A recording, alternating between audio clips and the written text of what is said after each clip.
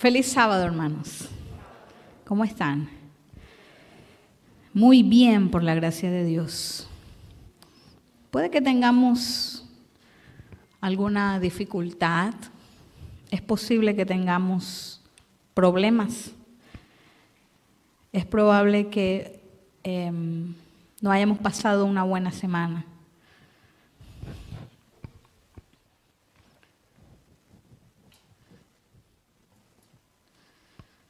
Sin embargo, la gracia de Dios nos sostiene. Solo tu gracia me ha sostenido.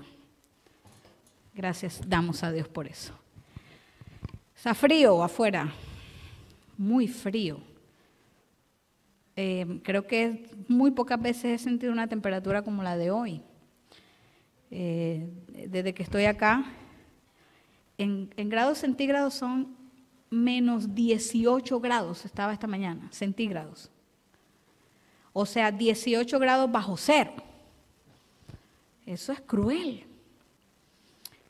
Y sabe, esta semana comentaba con mi esposo, hablábamos de eso y decíamos, y la gente que está en las calles, los homeless, esta gente que no tiene un hogar, no tienen dónde entrar y acceder a calefacción, duermen en la calle. Y nosotros nos quejamos y a veces dejamos de venir a la iglesia porque está frío, o dejamos de hacer tal o cual cosa que debiéramos hacer porque está frío. Las injusticias y lo que logra el pecado, ¿verdad? Lo que logra el pecado. Saben, hermanos, en esta sociedad que nosotros vivimos tan consumista, a la persona que cumple años, o la persona que cumple años, siempre espera recibir algo, ¿verdad? Siempre que cumplimos años esperamos recibir algo. Aunque usted diga que no. Así sea un feliz cumpleaños. Es nuestra naturaleza humana, pecadora, egoísta. Pues bien, yo cumplí años ayer. No me felicite. Estoy tratando de corregir eso. Estoy tratando de hacerlo. Y fíjese, de un tiempo para acá, yo he pedido a Dios que en vez de estar recibiendo cosas en mis cumpleaños, yo sea capaz de dar. Yo sea capaz de entender que es por gracia de Dios que yo estoy viva. Y que esa gracia que me mantiene viva y me permite cumplir un año más, sea suficiente para mí. No necesito nada más. Ayer yo le decía a mi mamá eso, yo no necesito nada más. Y fíjense, yo estuve aquí el sábado pasado. Y el Señor me regaló la bendición de estar otra vez aquí. ¿Qué más regalo que eso? Yo no necesito nada más. Solo su gracia es la que me ha sostenido. Gloria a Dios por eso. Y el regalo que yo quiero darle a Dios en esta mañana es este tema. Es una ofrenda para Él.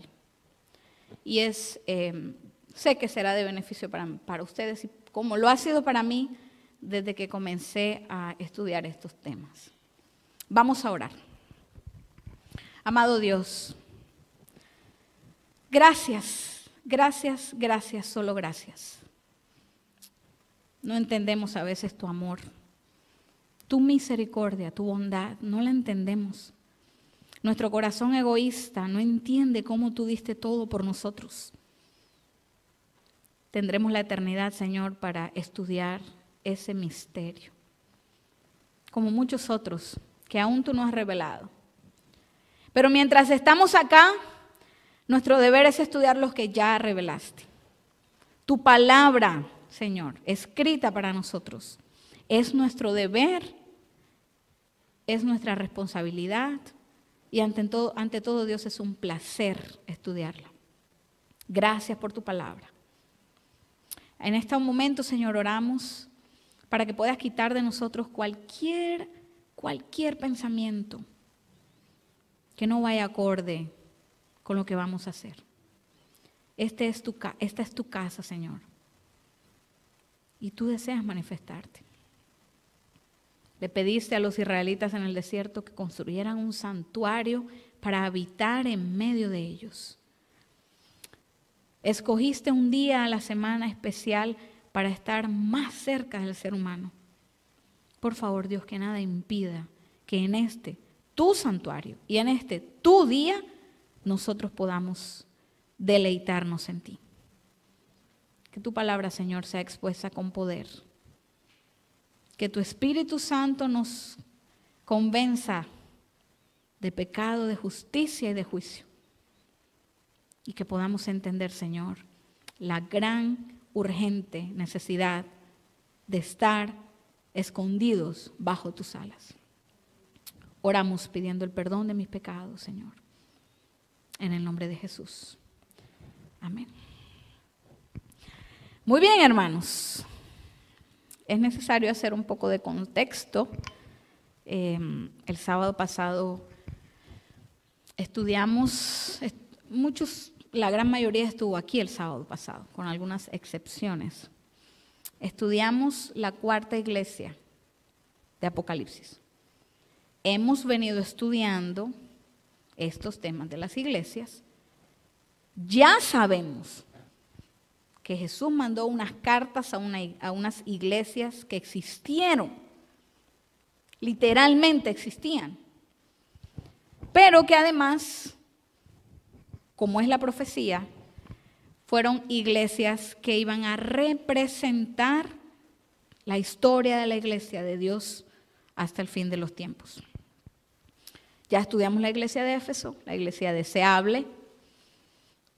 Ya estudiamos la iglesia de Esmirna, la iglesia perseguida. Ya estudiamos la iglesia de Pérgamo, la iglesia en oscuridad. Y estudiamos la mitad de la iglesia de Tiatira, que fue el sábado pasado, una iglesia en apostasía. Estamos claros, ¿verdad? Hicimos en Sociedad de Jóvenes el sábado pasado un ejercicio donde nos ayudó mucho. De hecho, permítanme darles un anuncio. Recordarles que hoy no hay sociedad de jóvenes aquí en el templo. Va a ser solo por Zoom, ¿ok? No tenemos sociedad de jóvenes hoy aquí en el culto, sino solamente por Zoom a partir de las 3:30. Muy bien. Vamos entonces a poner la diapositiva. Ya hicimos un poquito de contexto, ahora lo haremos más. Es necesario ayudarnos con esto. Bien. A ver. ¿Pudieras pasar al siguiente mientras esto? Quiero leer esta cita de Elena de White. Y quiero que usted la analice. Le pido por favor que lo haga. Y mire lo que dice. Porque a veces nosotros hagamos excusas. Muchas. Y Elena de White dice: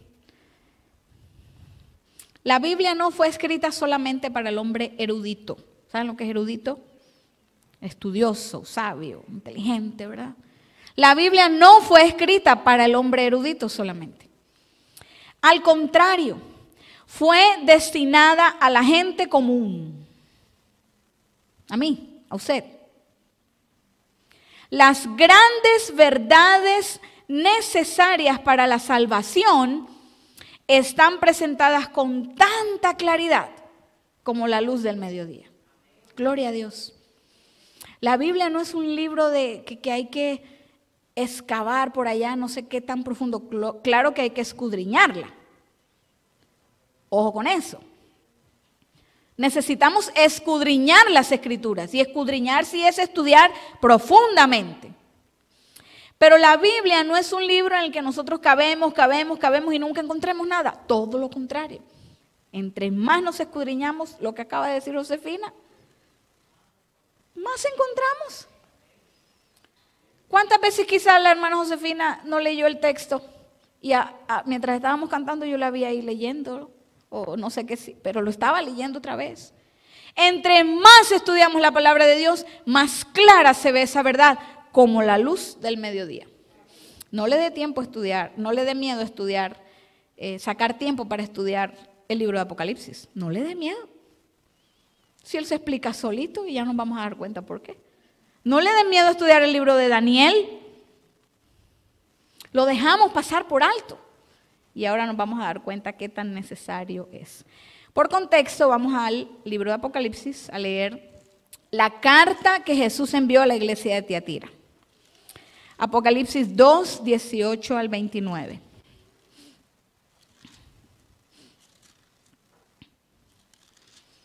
Dice, escribe al ángel de la iglesia en Tiatira, el Hijo de Dios, el que tiene ojos como llama de fuego y pies semejantes al bronce bruñido, dice esto. Yo conozco tus obras y amor y fe y servicio y tu paciencia, y que tus obras postreras son más que las primeras. Pero tengo unas pocas cosas contra ti, que toleras a esa mujer Jezabel, que se dice profetiza y enseña y seduzca a mis siervos a fornicar y a comer cosas sacrificadas a los ídolos. Y vamos a detenernos aquí, de hecho aquí nos quedamos el sábado pasado. Hablamos quién fue Jezabel y nos tuvimos que remontar a los tiempos de qué profeta, Elías. Si aquí aparece Jezabel, aquí también tiene que aparecer Elías, porque en la historia original, cuando estaba Jezabel, también estaba Elías, también estaban los falsos profetas y también estaban el rey Acab. Y dijimos que Jezabel entra a la iglesia de Tiatira. Esas doctrinas de Jezabel entran a la iglesia, una iglesia que Jesús había instituido, que era una iglesia pura, que había sido perseguida, que la sangre de los mártires había sido como semilla, que entre más mataban en Esmirna, más gente se convertía. Pero que en Pérgamo comenzó a ceder terreno. ¿Se unió con quién? Con el poder civil. La iglesia se unió con el poder civil. Y aquí en Tiatira vemos eso completamente expuesto. Cómo Jezabel, en los tiempos de Elías, se une, se casa con Acab. Y Acab no debió casarse con Jezabel porque ella era idólatra. Ella no era fiel a Dios. Ella adoraba a los Baales. Y aquí en la iglesia de Tiatira, el poder religioso, la iglesia, se casa con el poder civil. ¿Quién fue el emperador en la iglesia de Pérgamo que hizo esto posible? Constantino. Constantino se convirtió al cristianismo. Pues ya dejamos de matar a los cristianos, dejan de morir los cristianos y fue el acabose. Ahora, comienza entonces este asunto. Versículo 21. Le he dado tiempo para que se arrepienta, pero no quiere arrepentirse de su fornicación. Versículo 22. Yo la arrojo en cama y en gran tribulación a los que con ella adulteran si no se arrepienten de las obras de ella. Y a sus hijos heriré de muerte. Y todas las iglesias sabrán que yo soy el que escudriña la mente y el corazón. Y os daré a cada uno según vuestras obras. Vamos a la diapositiva, por favor.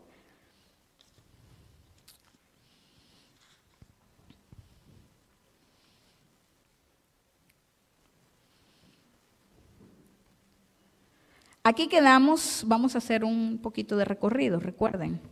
La iglesia de Tiatira comienza en el año 538. Cuando un poder religioso comienza a convertirse también en un poder civil. El año 538. En ese año se establece lo que conocemos hasta el día de hoy como el papado.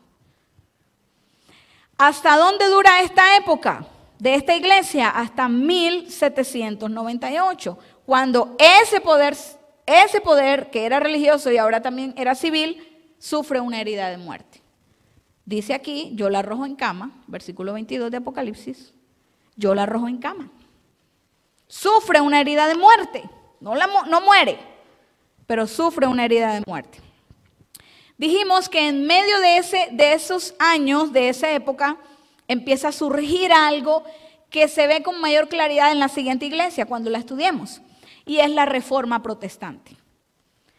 Comienza aquí, pero su auge es en la siguiente iglesia, así que vamos a dejarlo hasta allí. Muy bien. Esto era el Imperio Romano de Occidente. Si usted ve aquí a mano derecha, está una ciudad que se llama ¿cómo? ¿Lo alcanzan a ver? Constantinopla. Constantino, cuando era emperador, dijo: yo ya no quiero que Roma, la de Oriente, de Occidente, sea la capital del imperio. Yo voy a hacer una ciudad solito para mí.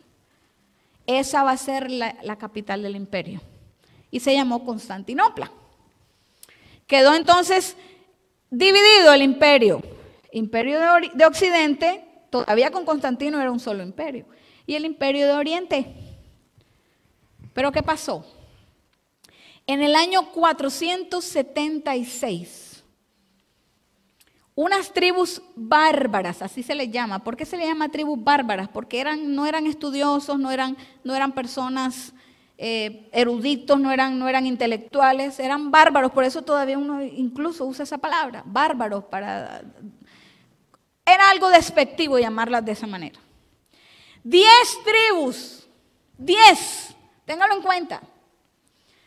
Vienen y atacan al Imperio Romano de Occidente, queriendo conquistar esos territorios. Y ahora vamos a ver qué tribus eran. Cuando esas tribus atacan, el Imperio Romano empieza a resquebrajarse. Empieza a perder su poderío con el que conquistó por mucho tiempo. Estas 10 tribus fueron estas que usted ve ahí en la pantalla. Los suevos, que dieron origen a lo que hoy es Portugal. Los visigodos, que dieron origen a lo que hoy es España. Los anglo y los sajones, que se unieron y dieron origen a lo que hoy es Inglaterra. Los francos, que dieron origen a lo que hoy es Francia. Los alamanes, a lo que hoy es Alemania. Los burgundios, que dieron origen a lo que hoy es Suiza. Y los lombardos, que dieron origen a lo que hoy es Italia. Ahí van 7, pero eran 10. Vamos al libro de Daniel, por favor. No podemos estudiar Apocalipsis sin estudiar Daniel. Capítulo 2. Daniel capítulo 2. Versículos del 40 al 43.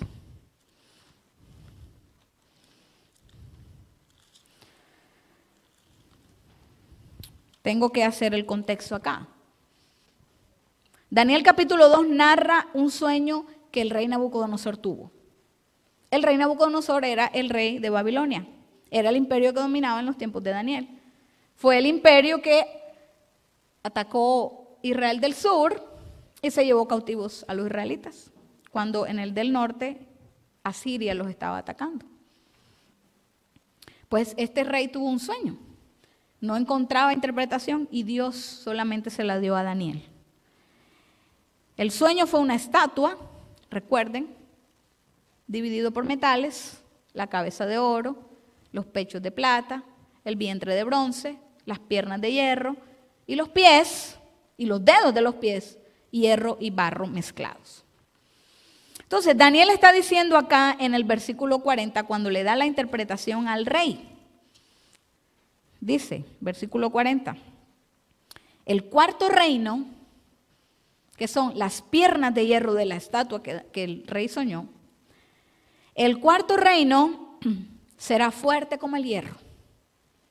Y como el hierro desmenuza y rompe todas las cosas, desmenuzará y quebrantará todo. Y lo que viste de los pies y los dedos en parte de barro cocido de alfarero y en parte de hierro será un reino ¿qué? Dividido. Mas habrá en él algo de la fuerza del hierro, así como viste hierro mezclado con barro cocido. Versículo 42 dice, será en parte fuerte, en parte frágil. El versículo 43 dice que se mezclarán por medio de alianzas humanas, pero no se unirán. ¿De qué reino, de qué imperio estaba hablando? ¿De qué imperio estaba hablando? Roma. La cabeza de oro era Babilonia, los pechos era Medo-Persa, el vientre era Grecia y las piernas era Roma. Y el rey soñó y Daniel dijo, ese imperio va a ser dividido, así como los dedos de los pies se dividen. ¿Cuántos dedos tenemos en los pies? Usualmente, sin ningún problema genético, ¿cuántos dedos hay? ¿Cuántas tribus bárbaras eran? 10. La profecía, hermanos, se cumple con una exactitud tan tremenda, tan tremenda. Ahora, no vaya usted a pensar que fue, como Dios lo dijo, pues Él acomoda todo para que se cumpla. No. En el ejemplo de Jonás y Nínive vemos que Dios tiene misericordia. Pero como leímos en el libro de Isaías, Él hace lo que quiere. Él es Dios. Y desde el principio revela lo por venir, con 2 propósitos, y lo vamos a entender ahora. Pues bien, se divide el imperio romano en 10. Pero hay 3 tribus que desaparecen completamente. No hay rastro de esas, que fueron los érulos, que fueron conquistados y eliminados en el año 493. Los vándalos, eliminados por completo en el año 534. Y los ostrogodos, eliminados por completo en el año 538. ¿Sabe quién eliminó a estas 3 tribus?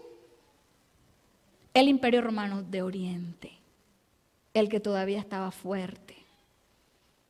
Este lado de acá, sobre todo con su ala militar y religiosa, recibió ayuda, los occidentales, gracias, recibieron ayuda de los orientales. Cuando empezó ya esto a dividirse, cuando ya las tribus estaban completamente, cuando habían tomado el control, y un emperador por aquí llamado Justiniano le dio autoridad al líder de la iglesia, que ya se conocía como el Papa, como el obispo, y él comenzó una serie de enfrentamientos militares que acabaron con esas 3 tribus: los érulos, los vándalos y los ostrogodos.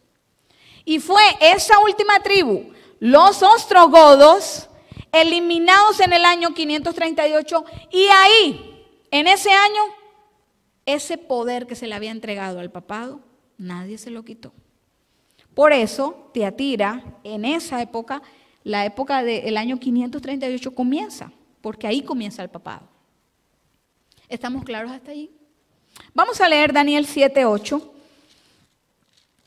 De paso, déjeme decirle, Daniel capítulo 2, Daniel capítulo 7, Daniel capítulo 8 y Daniel capítulo 11 hablan de lo mismo. Por supuesto, hay datos que en unos capítulos hay y en otros no.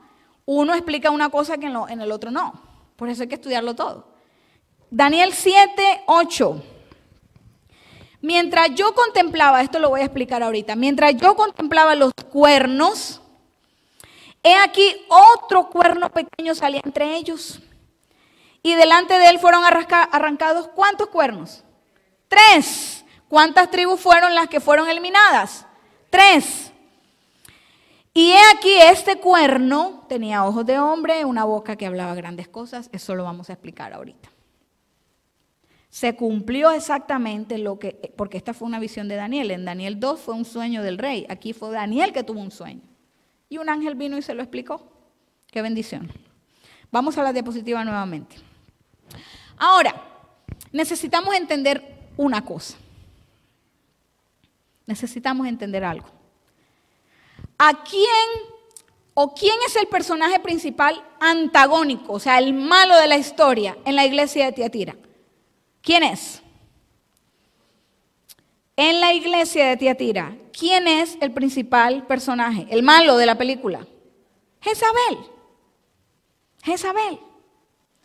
Pero fíjese, en muchos textos de la Biblia, Jezabel tiene otros nombres. Está hablando de lo mismo, del mismo sistema, el sistema papal. Y por favor, voy a hacer una aclaración nuevamente acá. Yo no estoy ofendiendo a nadie y no es mi intención. Tengo familiares que son católicos. Entonces mi intención aquí no es venir a hablar mal de la Iglesia Católica, pero es necesario entender esto y dejar claro cuál es el papel tanto de la Iglesia Católica en los últimos días como del remanente en los últimos días. ¿Ok? Pues miren los nombres que recibe Jezabel. Jezabel recibe el nombre de la ramera, la gran ramera, la madre de las rameras. Eso está en Apocalipsis 17. ¿Quiere leerlo? ¿O solamente se lo dejo ahí para que usted lo estudie en su casa? ¿Lo leemos? Jezabel también recibe el nombre de la bestia. Apocalipsis 13 habla de dos bestias. Y una de esas bestias es la misma Jezabel. Es la misma ramera. Es la misma madre de las rameras. Pablo, fíjense, el libro de Tesalonicenses, sobre todo el segundo libro, la segunda carta de Tesalonicenses, también es conocido como el pequeño Apocalipsis. ¿Usted sabía eso? Y Pablo en ese pequeño Apocalipsis habla también de lo que habla Apocalipsis. Y él le llama a Jezabel o a este sistema así, el hombre de pecado, el hijo de perdición, el misterio de la iniquidad. Todo eso es lo mismo, hermanos, es lo mismo. Daniel 11, déjeme decirle, Daniel 11 es uno de los capítulos en la Biblia que es más difícil de entender. Necesita una oración, necesita ayuno, necesita un montón de cosas para poder entender ese libro. Ese solito capítulo, Daniel 11.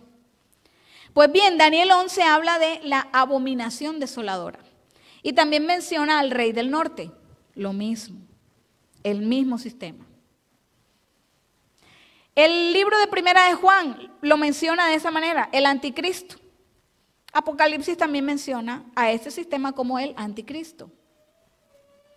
Pero hoy nosotros nos vamos a concentrar en cómo lo llama Daniel. Daniel lo llama el cuerno pequeño. Es lo mismo. Cuando usted esté estudiando, cuando usted escuche estos nombres, es lo mismo. Una cosa es que hay que estudiarlos todos porque en algunos lados da características que en otros no da. Muy bien, ¿estamos claros hasta allí? Perfecto.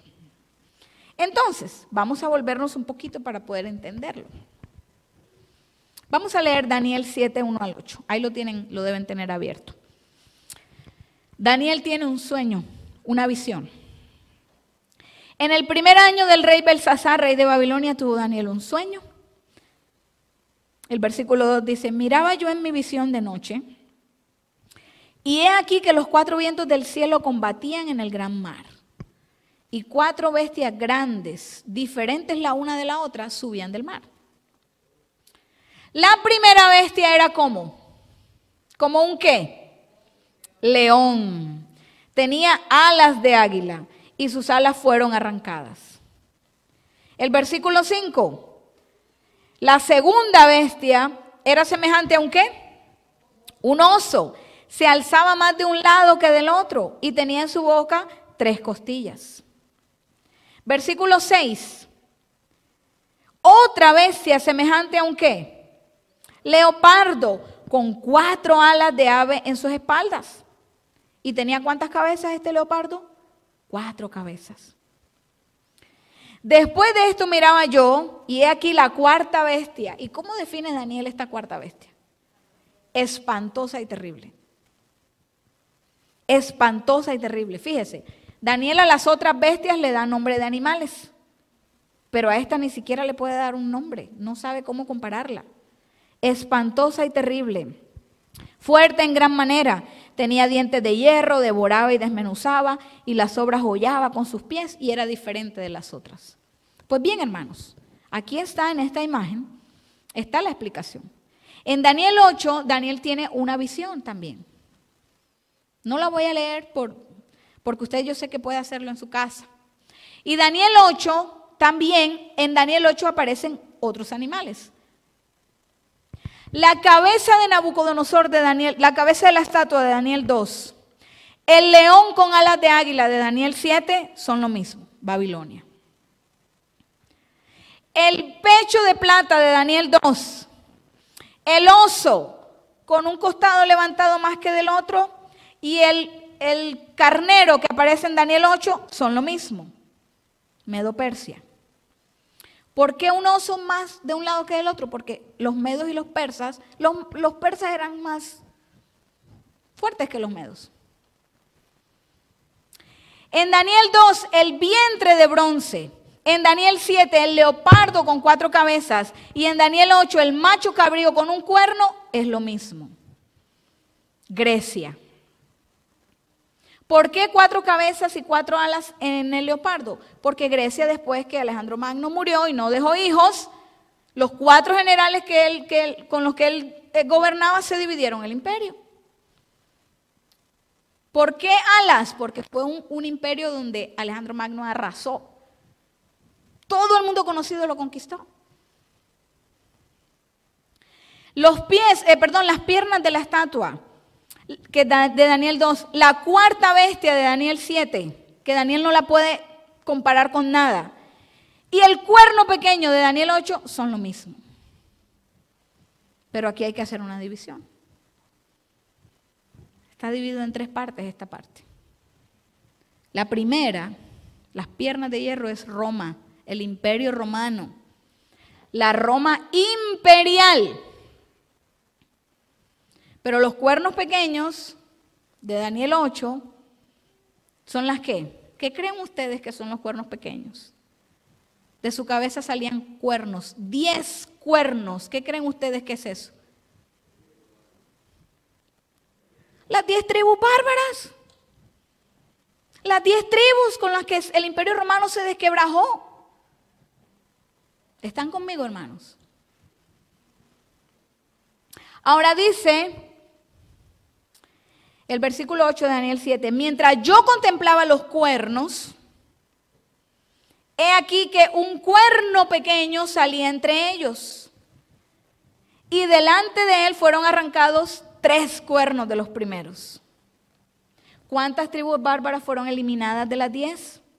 3. ¿Quién las eliminó? El papado. ¿Quién es el papado? Jezabel. El papado, yo no estoy diciendo los miembros, yo estoy hablando del sistema.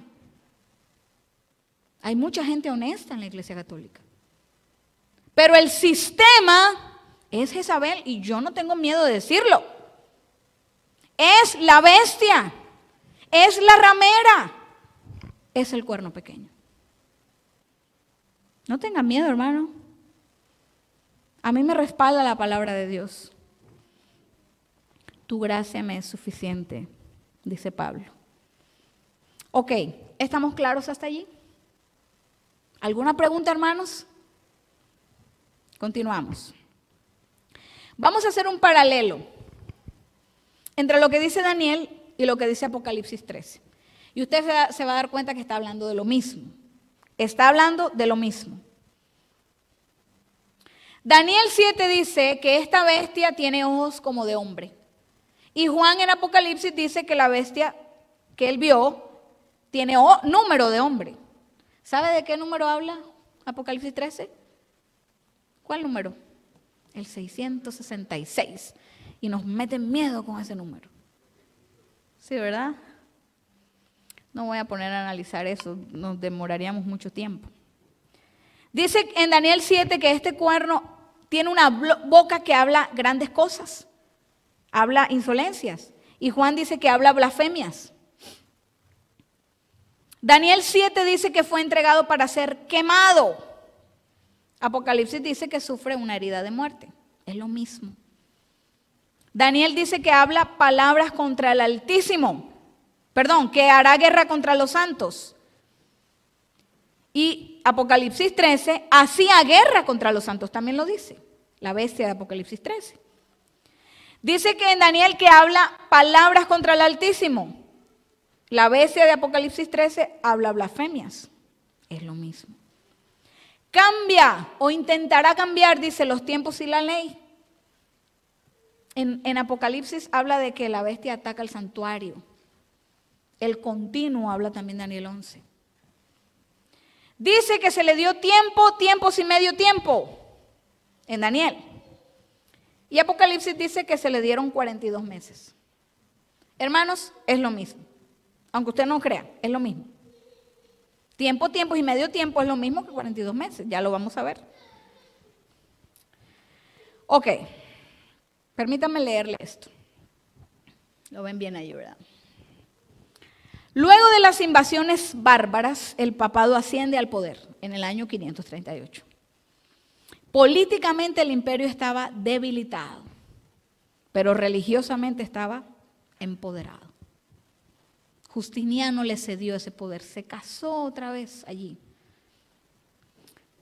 Mira lo que dice este historiador, Malaquías Martín. En 3 siglos, la Iglesia romana había transformado la organización administrativa del imperio, convirtiéndolo en un sistema eclesiástico de obispados, diócesis, monasterios, colonias, guarniciones, escuelas, bibliotecas, centros administrativos, embajadores, representantes, tribunales de justicia y un sistema de leyes detallado. Y todo estaba bajo el control directo del Papa. Su palacio romano llegó a ser el nuevo ¿qué? Senado. Es decir, la sede del culto religioso llegó a ser la sede de la administración civil. No, no y no. No se acepta. Dios no acepta la unión de la iglesia con el Estado, nunca. Los nuevos senadores eran ¿quiénes? Los cardenales. Los obispos que vivían en Roma y los sacerdotes y diáconos ayudaban al Papa a administrar el imperio. Déjeme decirle esto. Mire usted esto. El sistema religioso absorbió completamente el sistema civil. Así como Jezabel absorbió a Acab. Lo absorbió. Y Acab entonces hacía lo que Jezabel quería. ¿Sí o no? Eso lo estudiamos el sábado pasado. Acab hacía, el poder civil hacía lo que Jezabel quería. ¿Y qué quería hacer Jezabel? Que adoraran a Baal. ¿Al dios qué? Sol. Interesante. Interesante.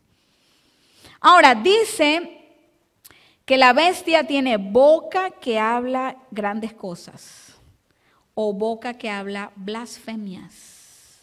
Pues bien, vamos a Marcos capítulo 2, por favor. Necesitamos entender qué es blasfemia y qué es hablar grandes cosas. Marcos 2, 5 al 7, por favor.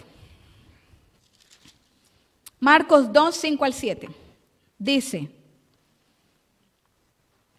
al ver Jesús la fe de ellos, dijo al paralítico: hijo, tus pecados te son perdonados.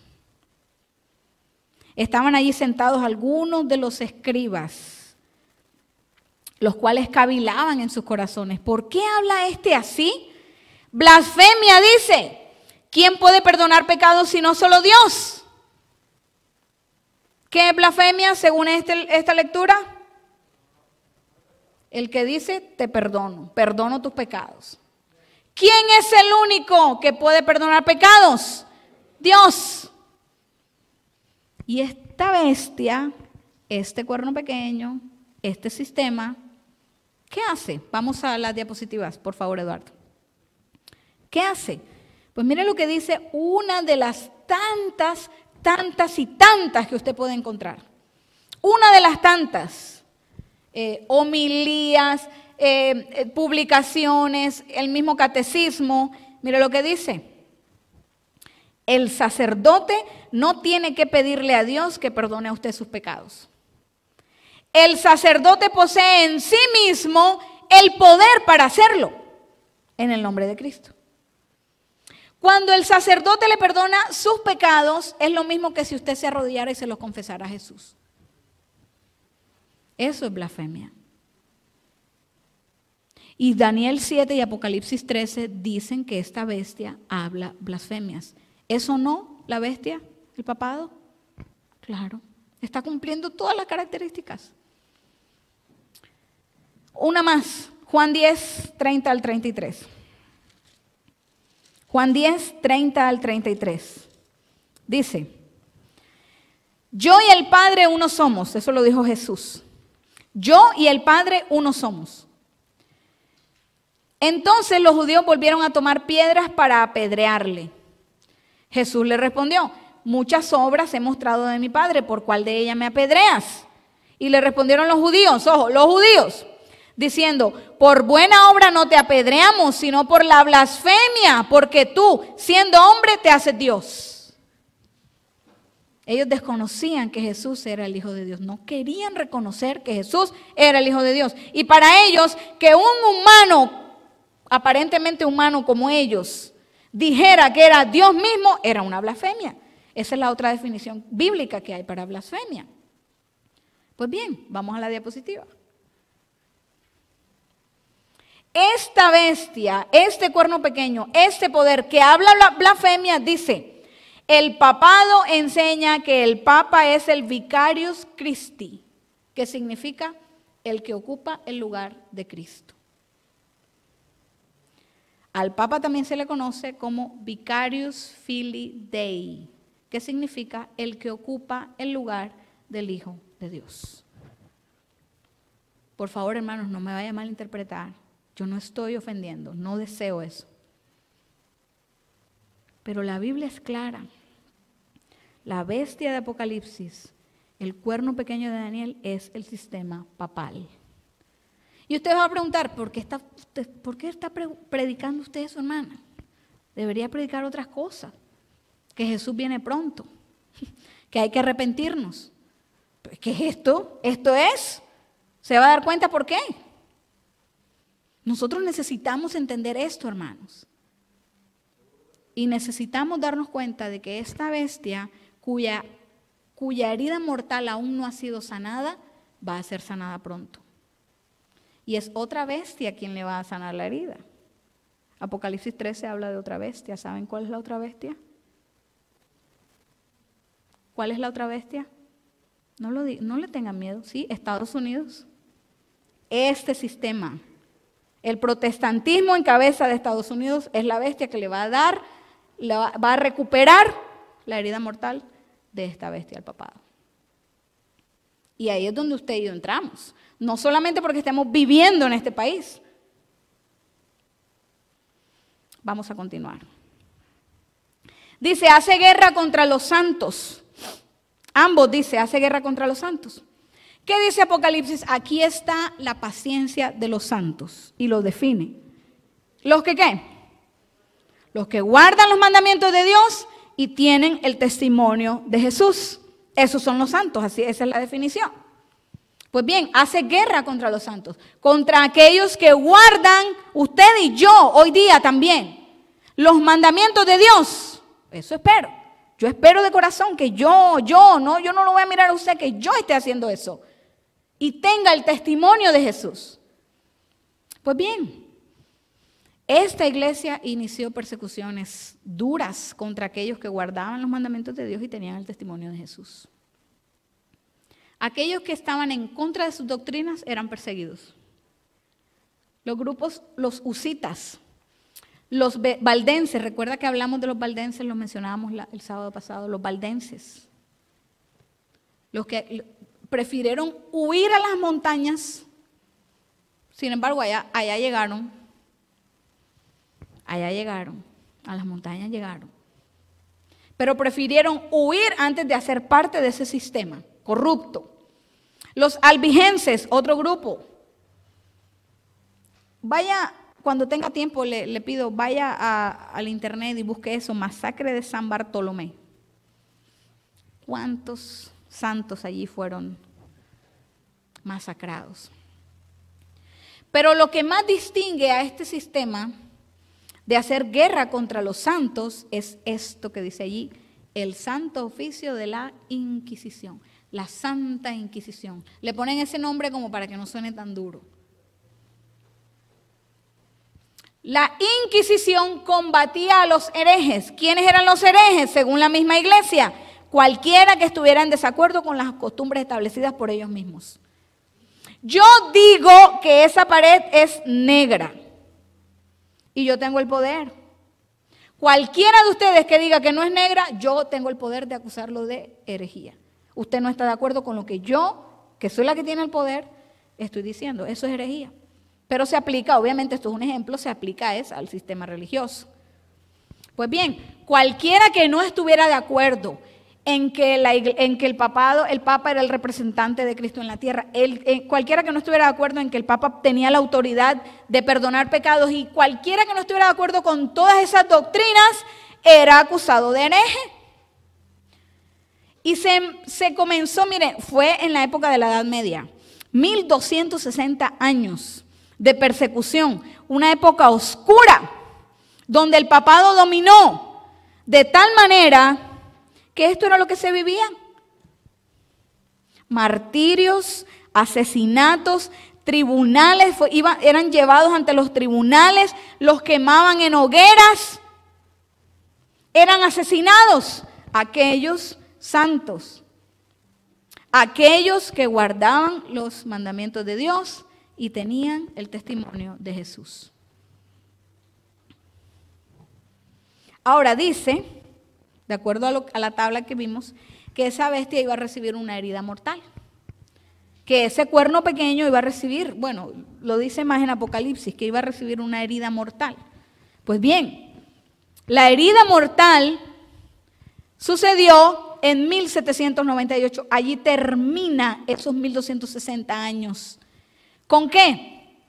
Hay un general francés, Berthier, obedeciendo órdenes del que mandaba, que era ¿quién? Napoleón Bonaparte.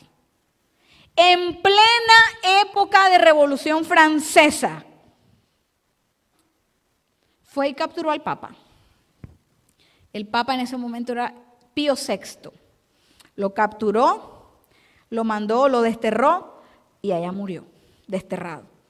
Y dijo, no más poder civil para el papado. El poder religioso podía seguir, de hecho la Iglesia Católica sigue existiendo hoy día, pero ya no con ese poder que antes tenía para solamente señalar y matar si quería. Recibió una herida mortal. ¿Fue muerto? No. Recibió una herida mortal. Recibió una herida mortal. Vámonos a Apocalipsis, por favor. Capítulo 13, otra vez.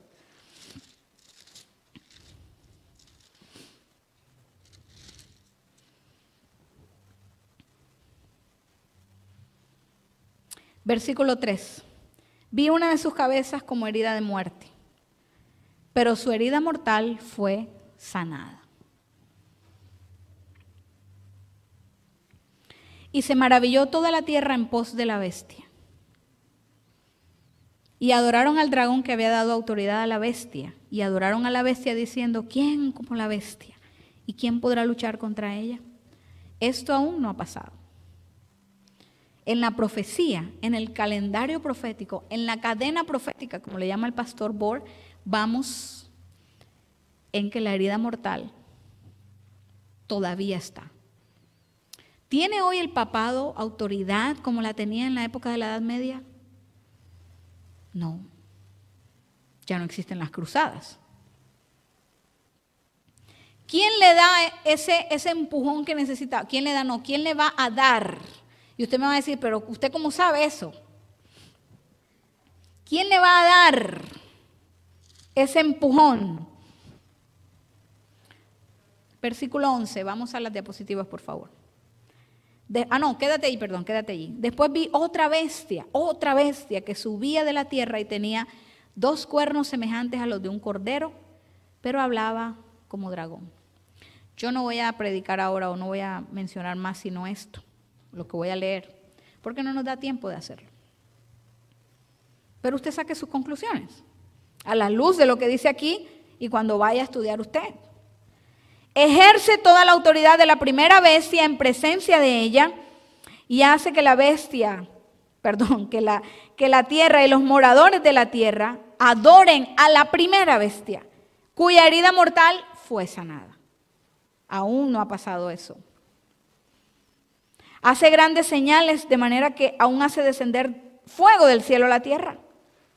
Engaña a los moradores de la tierra. Versículo 15, se le permitió infundir aliento a la imagen de la bestia. Ojo con eso, ese es otro tema. Hacía que todos, pequeños, grandes, ricos y pobres, libres y esclavos, se pusieran una marca. Eso es otro tema. Pero ¿qué quiero dejar claro aquí? La herida mortal que recibió el papado será sanada. Y ahí es donde usted y yo entramos. Ahí es donde usted y yo entramos. ¿Por qué? Vamos a la diapositiva, por favor. ¿Por qué? Porque lo que está en juego aquí es eso que usted ve ahí resaltado. La adoración. Eso es lo que está en juego. Y por eso usted y yo estamos involucrados. La bestia señaló, atacó directamente a dos cosas esenciales para nosotros. La ley de Dios y el santuario. Sin eso nosotros no tenemos identidad.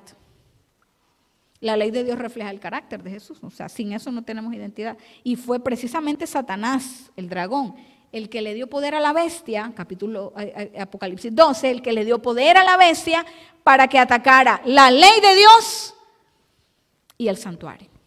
¿Cómo atacó el cuerno pequeño o la bestia a la ley de Dios? Yo creo que eso sobra decirlo. Agarró el segundo mandamiento, lo dividió, quitó ahí lo que decía no adores imágenes, acomodó al 10, mandó esa partecita para el 10, quedaban 9 y por eso lo dividió. Atacó la ley de Dios de tal manera que se ajustó a lo que ella quería. Y eso no es lo principal. Ese asunto de adorar imágenes, lo que está en Éxodo 20 es tan claro, pero como era la iglesia, como era el que tenía el poder, recuerde lo que dijimos la vez pasada, puede que la verdad sea expuesta de la manera como sea expuesta, pero quien tiene los medios para permitir que se muestre es el que tiene la ventaja. Y los que tenían los medios en ese tiempo y todavía, en ese sentido, son ellos.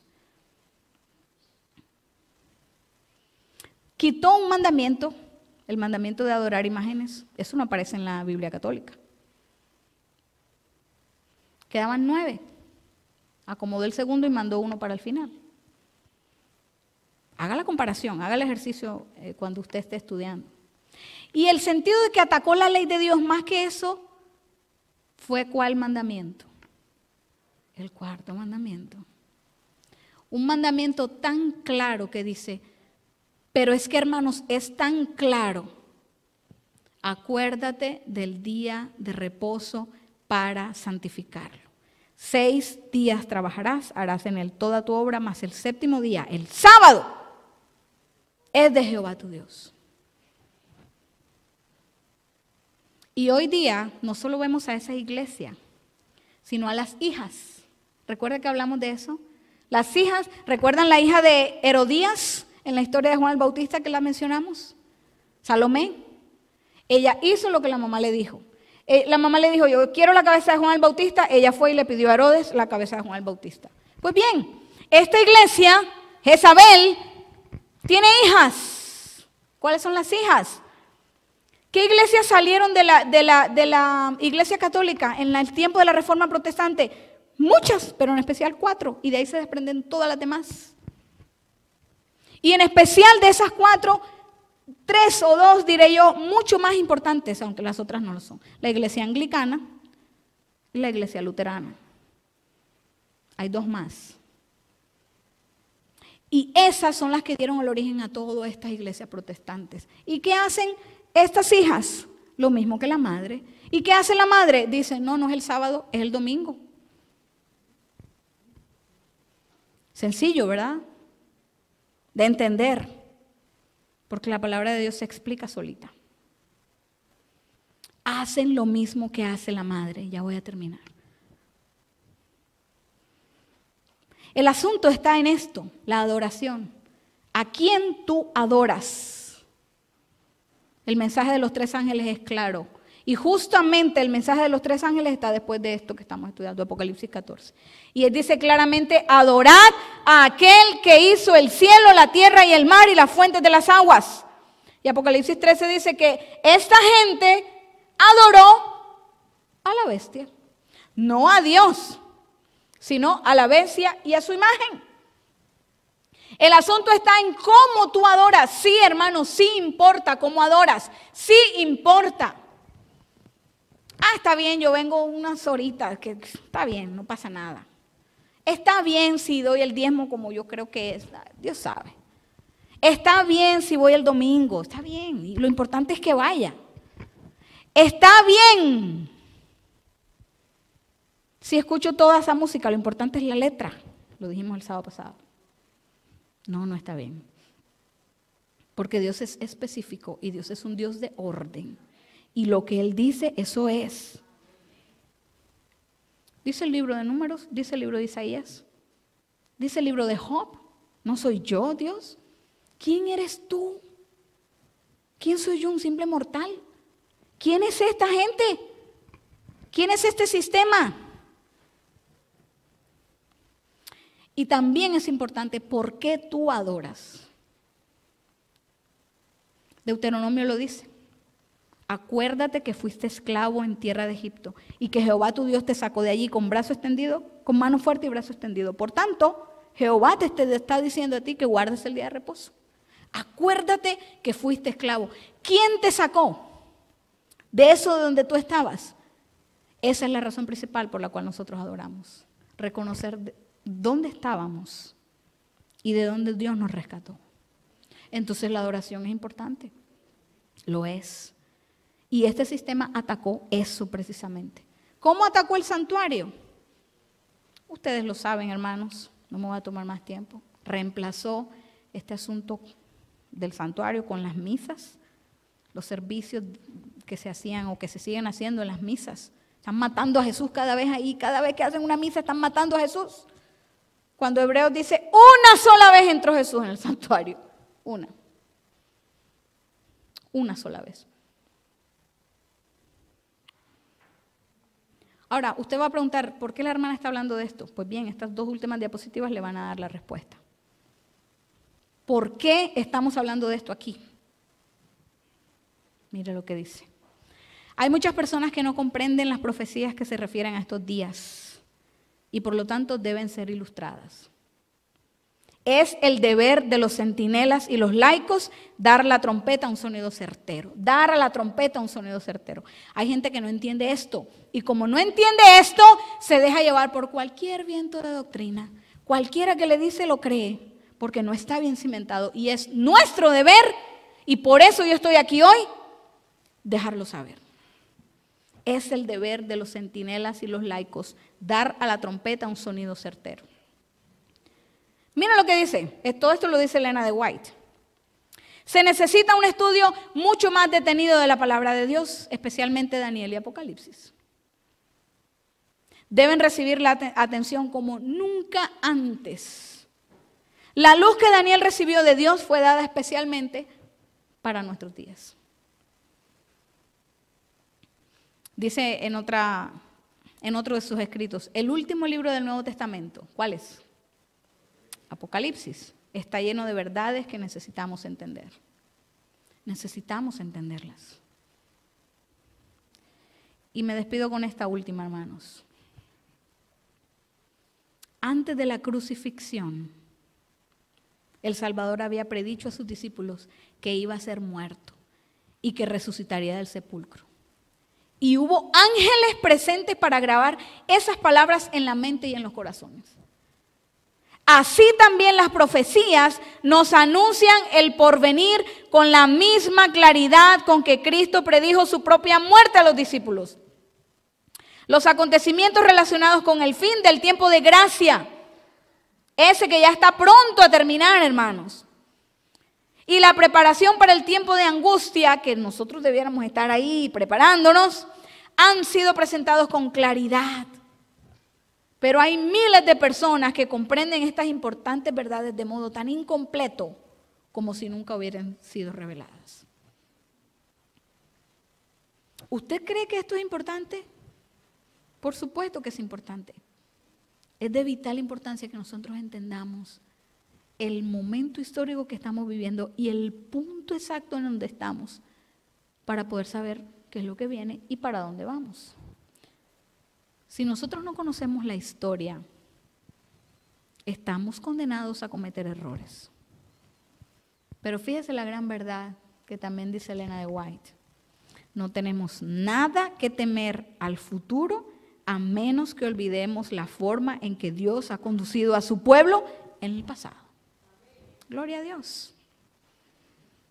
¿Cuál es mi finalidad presentando este tema? Bueno, hace parte de las 7 iglesias. No puedo cambiar lo que está allí. Con esto terminamos de estudiar la iglesia de Tiatira. Culmina esa etapa en el año 1798. Y comienza una nueva etapa de la iglesia, que es la iglesia de Sardis, y bueno, no sé cuándo podré tener la oportunidad de presentarla. ¿Pero por qué? ¿Para qué? Si todo, hermanos, todo lo que Jesús dijo que iba a pasar, se ha cumplido con exactitud, ¿usted no cree que lo que falta por cumplir se vaya a cumplir? ¿Qué falta por cumplir?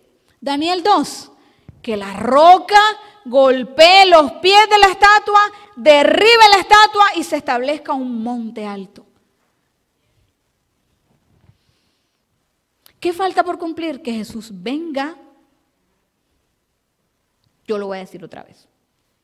¿Qué falta por cumplir? Que Jesucristo vuelva. Eso es lo único. Nosotros estamos en los pies de la estatua, yo ya se lo he dicho.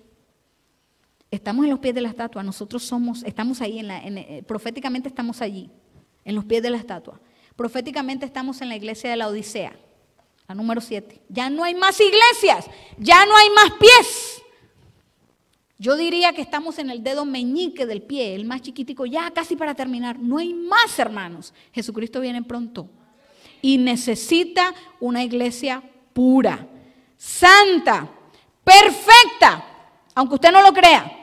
Porque nos escudamos, ya no soy perfecto. Dios, Jesús, está pidiendo una iglesia perfecta. Usted se imagina cuando Jesús regrese, usted 20, 30 años, 5, 1 año, 2 días, lo que sea, de haber entregado su vida a Jesús. Que usted lo espere y que cuando Jesús venga le diga, ¿quién eres? Yo no te conozco, apártate de mí. Uy, hermanos, yo me imagino eso y yo digo, Señor, no permitas que eso me vaya a pasar. Yo predicando aquí montada en el púlpito y que cuando Jesús venga me diga, yo no te conozco, échate para un lado, échate chiquita. Esto es serio, hermanos, esto es serio. Esto es serio y es de vital importancia entenderlo. Que el Señor nos ayude, que nos siga guiando. Y el himno que vamos a cantar, que fue el mismo que cantamos el sábado pasado, nos haga entender el costo que tiene estar separados de Jesús. Vamos a cantar, hermanos, y que Dios les bendiga.